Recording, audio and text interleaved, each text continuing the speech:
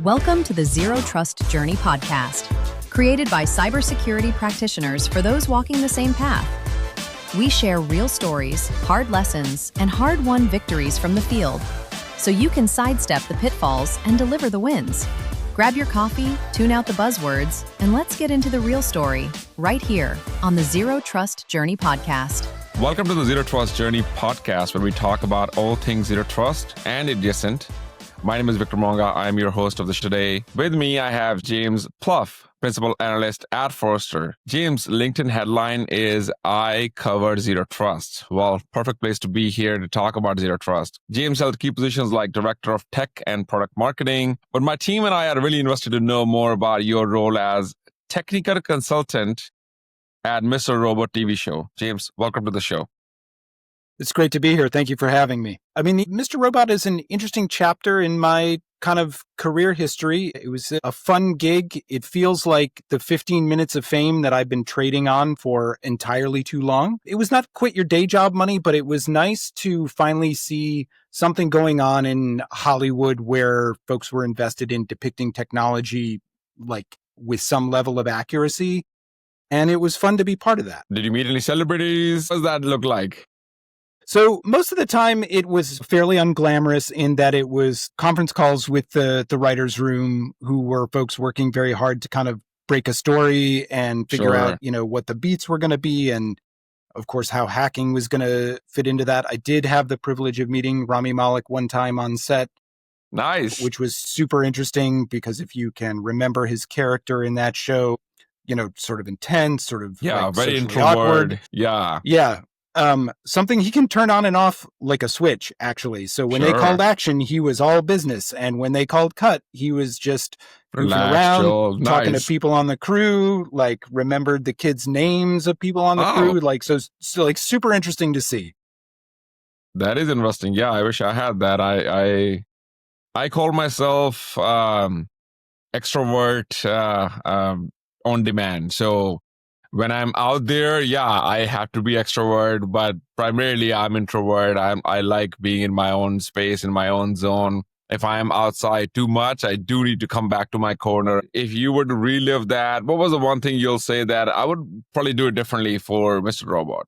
Your contribution. Well, so one of the things that we bumped up against, I think, most frequently was that when you're telling a story, you don't want to repeat the beats. And we know that adversaries are all about repeating the beat as many times as they can, as often as they can. And so, there would be times like the question would be, how would they do this? And you'd say, well, they do X, Y, or Z. And they'd be like, yeah, but we did that 2 episodes ago, so we can't do that again. And you're like, I get you, because you're, again, trying to tell a story here. Right. But like in the real world, it's a lot of if it works, if it ain't broke, they don't fix it. So that's probably the biggest one.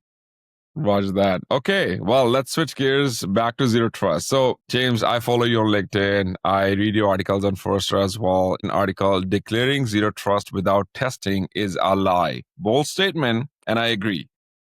James, let's get right to the point. Why is this topic, the testing of zero trust controls, the single most critical gap in the industry right now, I think? So why the testing of zero trust controls? Well, so I want to clarify that the original blog post was by my colleagues Tope Olafon, Ali Mellon, and Eric Nost. Okay.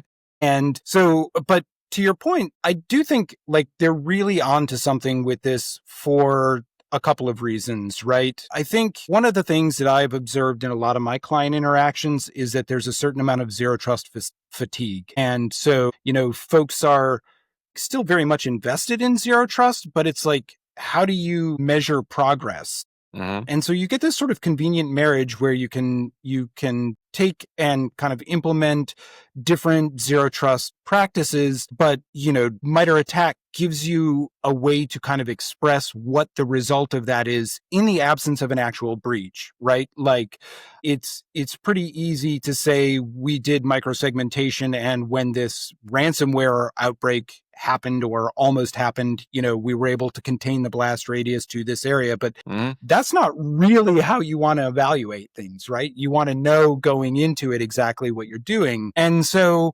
I think the advantage is, and Victor, before we started recording, we kind of talked about how you and I crossed paths at a breach and attack simulation company. Right. Because so many of these types of tools express things in terms of MITRE ATT&CK, like that gives you a great way to point directly to the controls that you've implemented and show that you're actually making progress on zero trust, which can be this like big, weird, nebulous thing that people really struggle. Let me flip the script, James. So I talked to a lot of practitioners, security leaders, and they are not too comfortable knowing all the problems as well, because gross negligence versus ignorant, that argument had been there for a while. So when it comes to zero trust, it's not a typical compliance thing where I can just scope it, where, hey, only these 4 servers are zero trust, rest everything can be non-zero trust. Like, that's not a thing. If you're going to do it, you're going to do it right, and you're going to do it all. How would you advise to those who are still struggling in that mindset of what I just told you? Yeah, that's a great question. And for me, the answer is that zero trust is more of a way of working, a way of building, a way of thinking. And so to your point, it's less of a thing that you do kind of pure compliance activities on. And I encourage folks to think of it more like adopting agile development, right? When you decided to move from waterfall to agile, Yeah. you didn't say, when are we going to be done doing agile? You said, this is the new way that we're going to approach things we do going forward. And so that's, if I could kind of get one message across to folks, that would be, I think, the core of it, that it's less about ticking specific boxes and more about sort of refining the competency over time, right? Like we all know there's some easy wins you can get with zero trust, particularly around identity and network segmentation and things like this. But it also requires you to continue to be thoughtful about how you apply those concepts, in every new thing that you do, as opposed to just sort of waiting for something to happen and be like, oh, we should have zero trusted that or whatever, right? How would you advise people scoping it? What you said is right, but at the same time, agile, right? So let's say identity, take that example. Microsegmentation is easy win usually, but that too is knowing what to enclave, what to actually put into those segments, and most importantly, what communications go between the segments. What I have seen, failed microsegmentations underneath the zero trust strategy, I have about 73 segments, but they all are any allow. Well, you can have microsegmentation, but this is just a flat network with the fancy titles and tags in it. So how would you say people to scope it? Like if I wanted to scope my zero trust and I want to complete my identity onboarding, like there's no one application left in my environment which use admin 1234 or root access.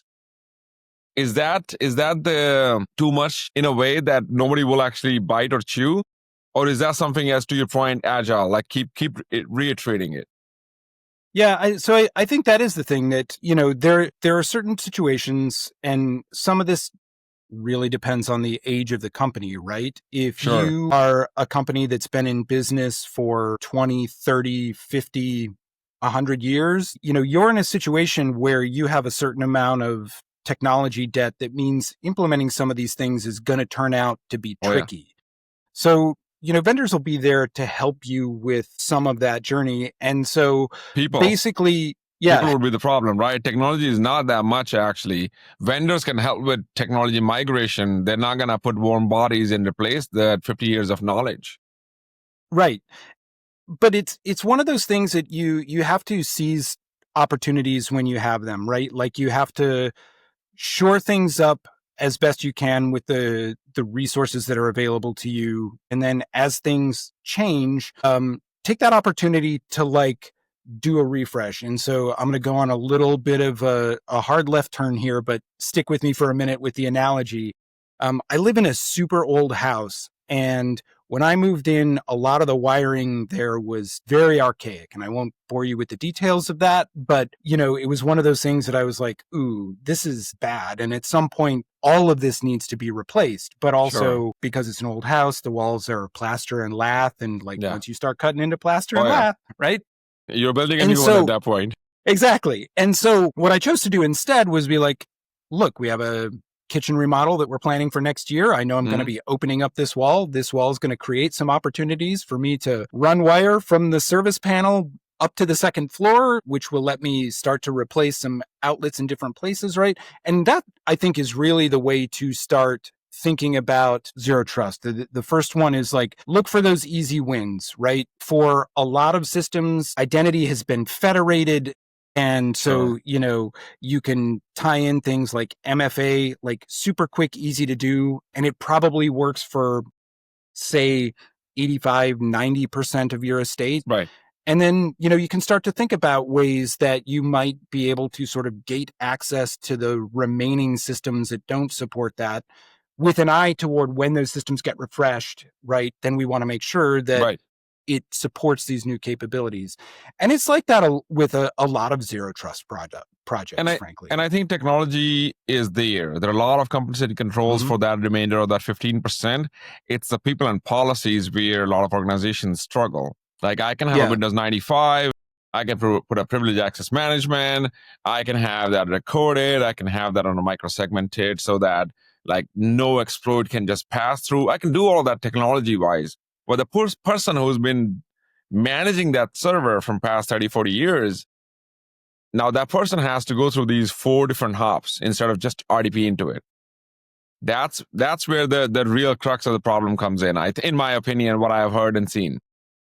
Yeah, I mean, that's absolutely true. And, that highlights, I think, another super important point is don't discount the importance of good user experience. When you come at some of this stuff, you've really got to approach it a little bit like an anthropologist, right? In my manufacturing days, we used to have a saying that roughly translated from Japanese meant go to the actual place and see the actual work. Like, don't theorize about what's going on. Right.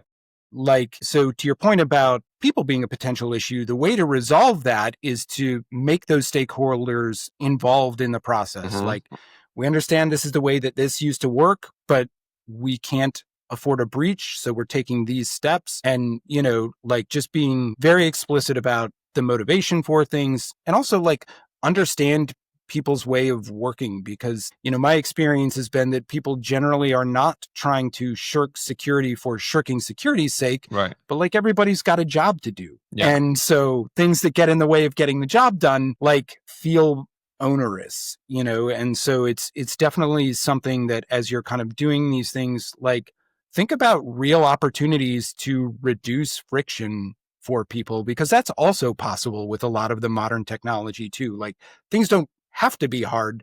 They're only hard if we make them that way.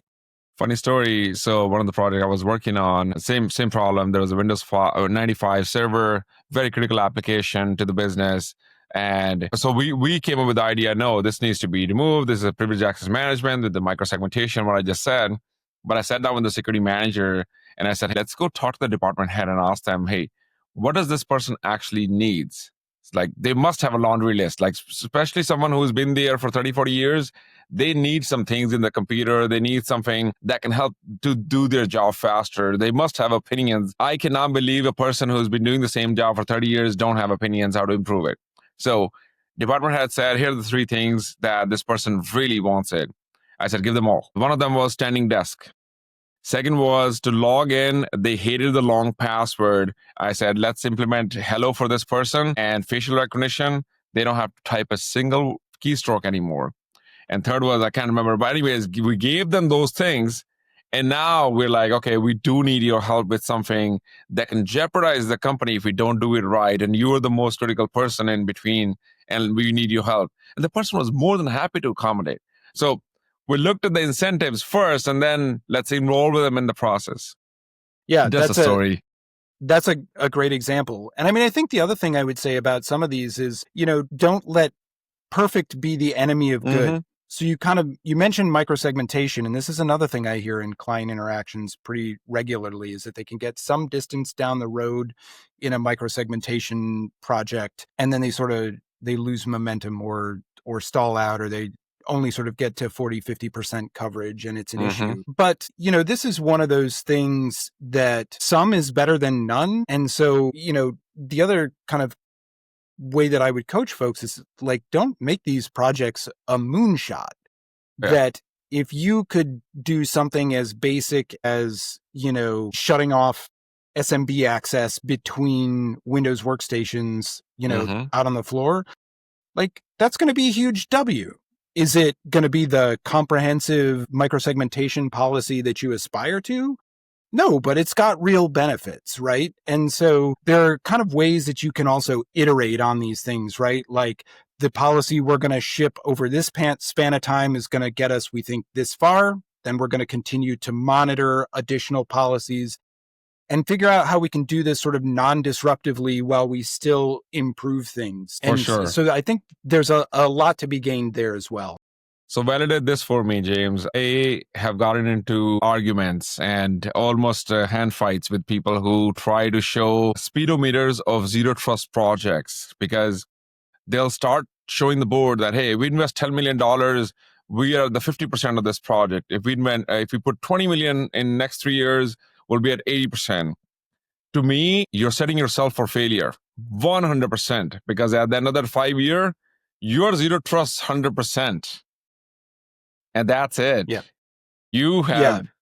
So validate this for me. Am I the only one who's passionate about this and getting into arguments, or you share the same sentiment as I am? So I would share that sentiment for the pure and simple reason that technology is not static, right? Like, you're going to invest this amount over a period of 2, 3, 5 years. And in that time, your estate is also going to change. And so if you're going to say we're going to be done, then you're implying that nothing is ever going to change from that point forward. And that we know is a ridiculous proposition when it comes to technology. And I have a personal problem with that statement, underlying statement that will be done. I don't think so. That's a nirvana state that anybody can achieve, then say, I am completely 100% done with zero trust. I mean, that is an absolute lie, in my opinion. Well, and I think, the name of this podcast captures it, right? It is a zero trust journey, not a zero trust destination. And thank you.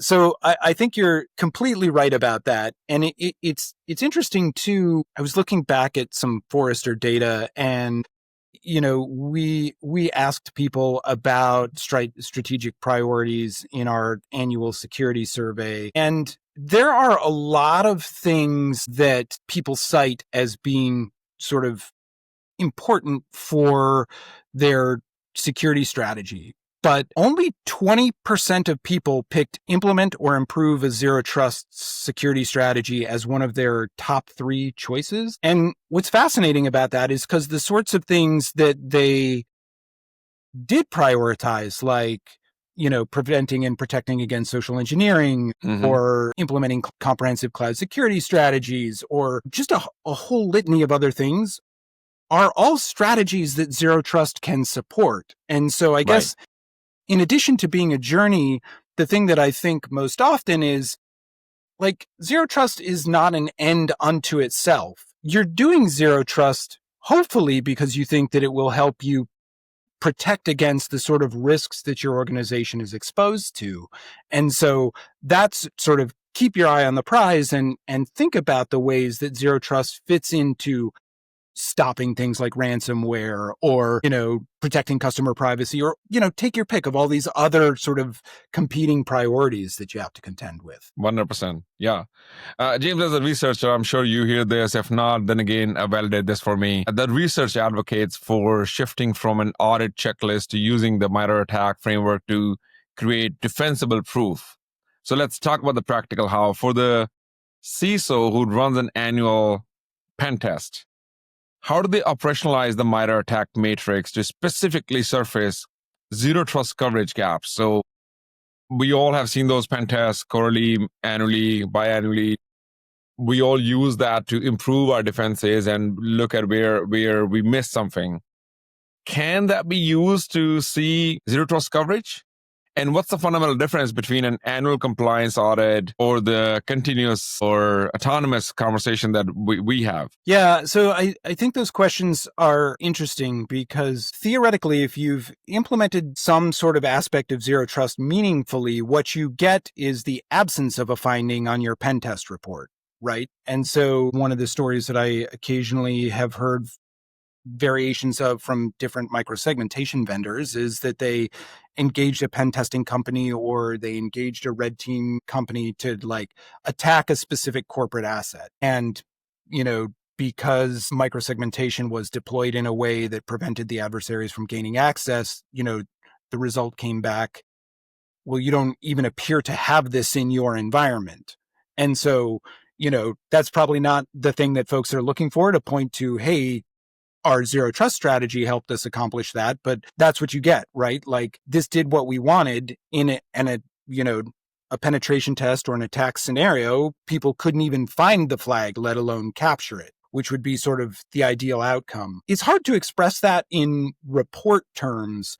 And so like the best you can hope for is that in these reports, folks do come back with, as I say, essentially a negative finding, like we couldn't find the thing or we couldn't get into the thing. There will likely be multiple contributing factors that go into that, but that's a step in the right direction. Makes sense.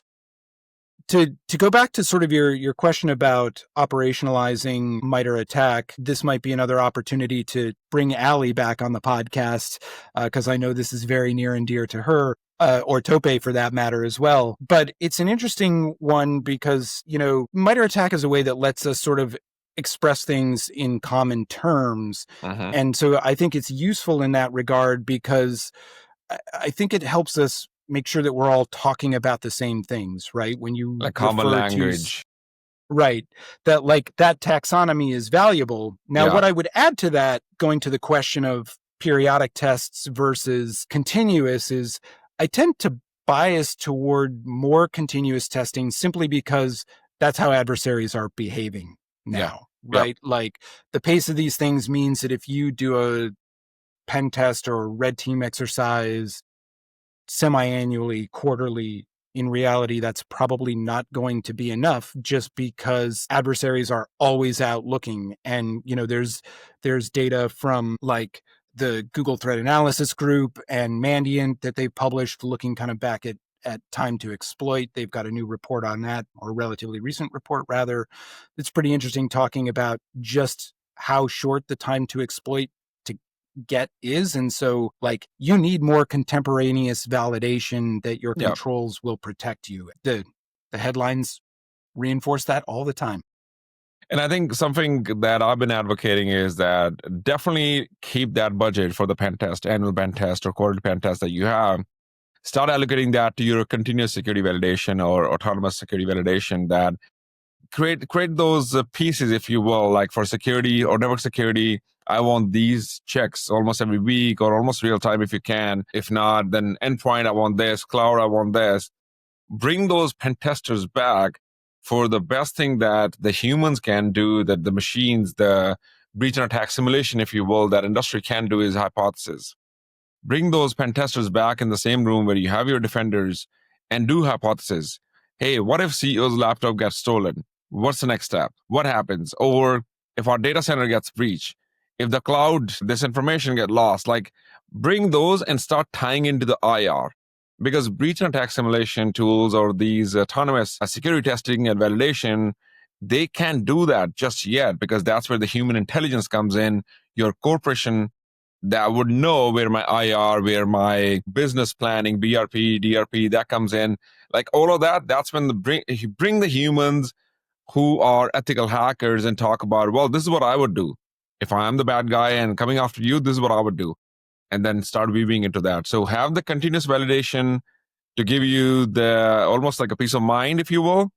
But having the strategy on that is something that annual pen test / the purple teaming that you would do. Yeah, I think that's completely right because you're looking at like the continuous validation is sort of looking at the state of individual controls. But when you bring those humans back into the mix, you can say, all right, your objective is this, irrespective of what the state of the controls is. And as you say, the humans bring the creativity. And so that's definitely a thing that you need to account for, because the machines don't have it quite yet. Yeah, and a lot of the OSINT, right? It's like, again, breach and attack simulation tools are not just there. That sophistication is not there. So bringing the pen test, telling them like, go heavy on the OSINT of my all executives, leverage that to do the phishing calls to my help desk. Like, that's something I would advise. And then from there, definitely use your autonomous security validation to say, well, if I am already in the environment, if I'm already in your data center, if I'm already in your EC, from there, what damage can I do? How fast can I move? How fast can I go out and data exfil? That's where the machines are really good. But the first piece is where the adversaries are spending most of their time. And so we have to be also doing a lot of hypotheses on that one. Yeah, absolutely. Awesome. We get this question a lot, James, and I'm sure you do. The journey starts somewhere, zero trust, but where is the most impact for the least initial lift? I mean, I still, and this probably sounds pretty tired at this point, but identity is it, right? Like, sure, phishing resistant MFA, if you know who your users are, that's key. Yeah.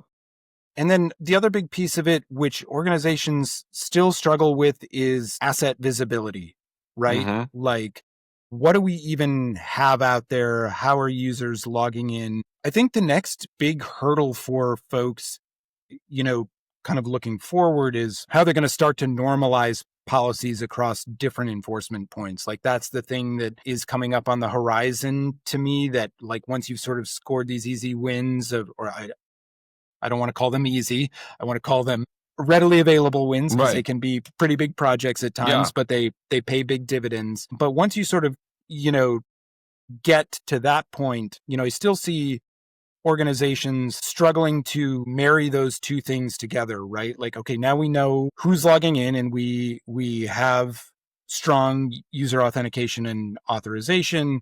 But now we have to like think about if they're accessing it from device A versus device B, or laptop versus mobile. Like, the normalizing the policies in those different environments gets pretty tricky. And so, that I think is, once you've got the identity, the visibility, moving to that next step is going to be the next big mountain to climb. And there's data to back up that, right? So like 2 decades ago, everybody used to go to offices. And it's been literally 2 decades I've been working from home. So what does that gives me? It's the identity that connects me to me and my corporate, right?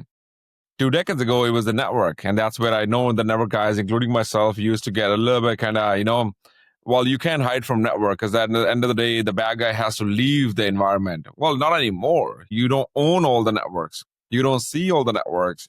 And there's always some sort of a route leakage or something that the employee is trying to figure out how to use personal, either Gmail, or they plugged in a USB. The waters have been muddled now with between the personal/corporate assets and data identity. That's the most important now, because that's how I log into my applications, where the money is for my enterprises. So identity is where we need to really contain that and look at it, who's logging in what. And not only human identities, I'm sure it's the machine identities, the APIs of the world. That is all part of the identity and access management lifecycle. I heard there's a new term for it recently. They're not calling IAM anymore, but I'm old school. I'm still calling it IAM. Yeah, I'm with you on that one. It's an interesting one too, that I think in a lot of instances, organizations should take an opportunity to step back and really decide what's acceptable risk, because there are some contexts, BYOD held a lot of promise in kind of the 2010s. People were very excited about it. Like, oh, we're going to save money. People are going to be more productive. I think probably half of that panned out in practice. But, at the end of the day, people have expectations about working on a personal device that you've never had the expectation of on a work issued device. And the reality is, you might just have to rein things in and say, look, for reasons of security, we just can't allow access to these resources from these devices under any circumstances. And like, that may create some friction, but the reality is, like, the obligation is to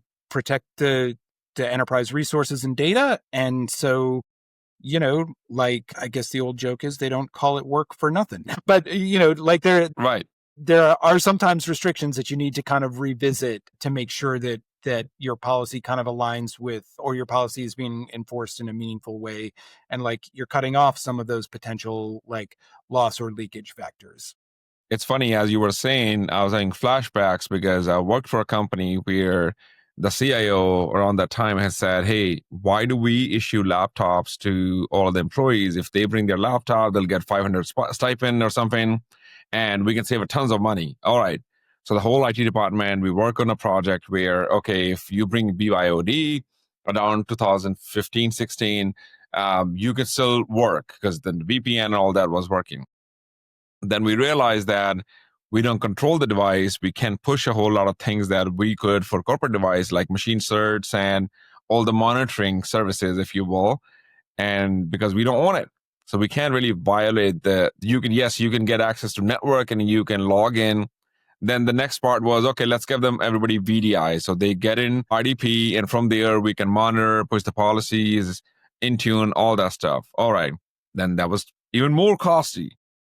And then eventually the decision was what you just said. Hey, if you bring your device, you can access emails, and here are the three things like HR portal, you can create support tickets, that kind of thing.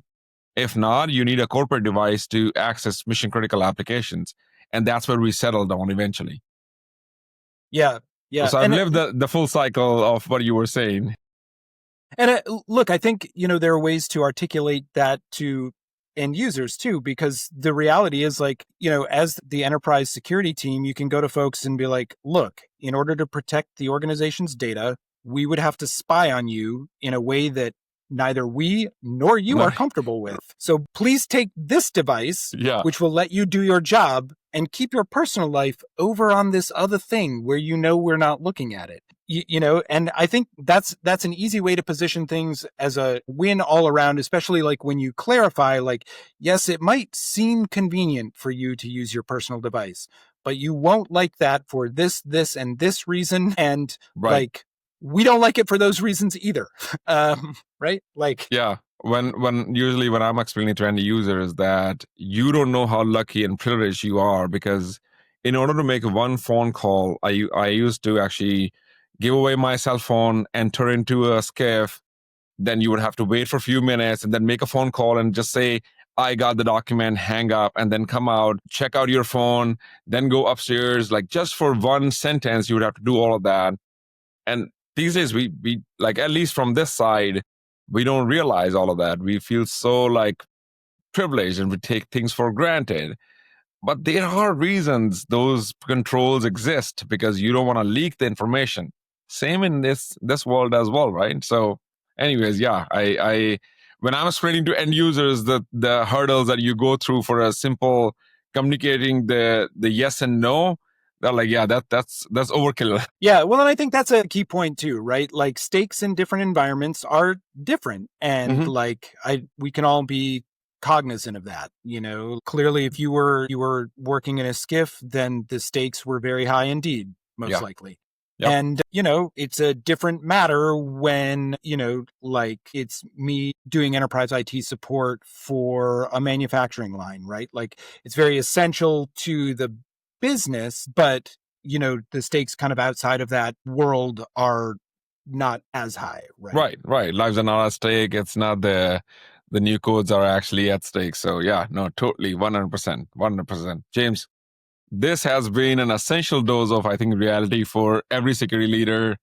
The takeaway is Zero Trust is a strategy. It's a journey, not something you can achieve as a project in 5 years or 10 years. Adopt agility instead of waterfall and build a discipline of demonstration. Thank you so much for sharing your expertise on how to build that demonstrable proof. James, thanks so much for being on the show. Thank you so much for having me. Hopefully we'll talk to you again soon. Absolutely. That's a wrap on the Zero Trust journey. Now it's your turn. Step into the spotlight, share your story, and be part of the journey. Subscribe to Zero Trust Journey on LinkedIn for the latest news, events, and giveaways. Until next time.